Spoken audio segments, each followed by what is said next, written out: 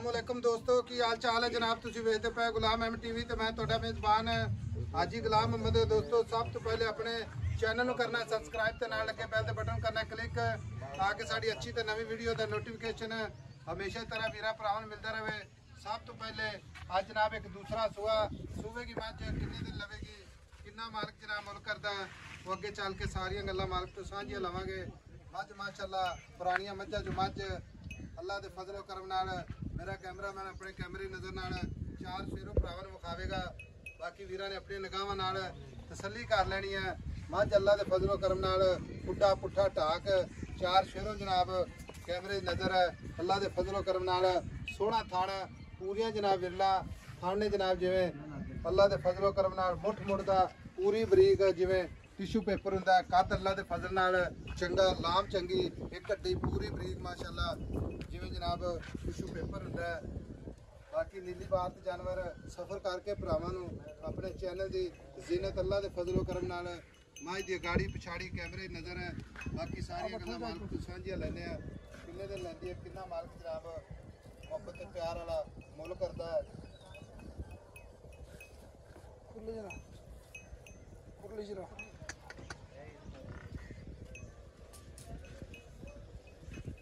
हाफिज़ अस्सलाम वालेकुम।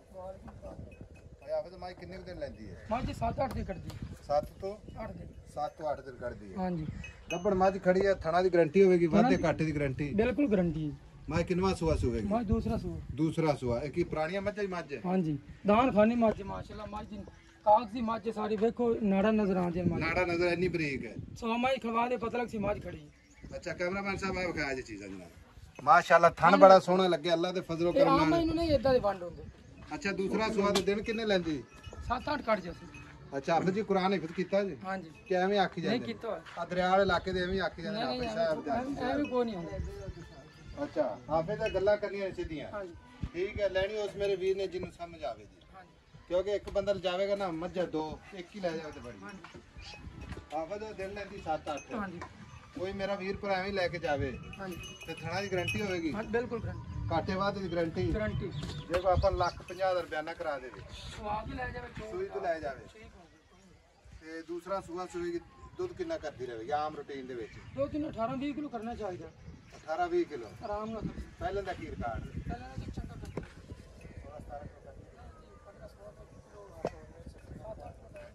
15-16 ਕਿਲੋ ਕਰਦੀ ਹੈ। ਥੋੜੀ ਗੱਲ ਹੁਣ ਹਾਫਿਜ਼ ਗੱਲ ਇਸ ਤਰ੍ਹਾਂ ਦੀ ਮੱਝ ਆਪਾਂ ਵੇਚਣੀ ਠੀਕ ਹੈ। ਜਿਹੜੇ ਵੀਰ ਆਪਣੇ ਨਾਲ ਦੀਦ ਲਿਆਦ ਨਾਲ ਜੁੜੇ ਨੇ ਨਾ ਗੱਲ ਆਪਾਂ ਕਰਨੀ ਇੱਕੋ ਹੈ ਹਾਂ ਜਾਂ ਨਾ ਚ ਠੀਕ ਹੈ। ਲੈਣ ਦੇਣ ਵਾਲੀ ਜਿਹਦੇ ਚ ਆਪਾਂ 100 ਦਾ ਨੋਟ ਵੀ ਘੱਟ ਨਹੀਂ ਕਰਨਾ ਆਈ ਸਮਝ ਇੱਕੋ ਹੀ ਗੱਲ ਕਰਦੇ ਹਾਂ ਜਾਂ ਨਾ। ਬਿਸਮਿਲ੍ਲਾ ਕਰ।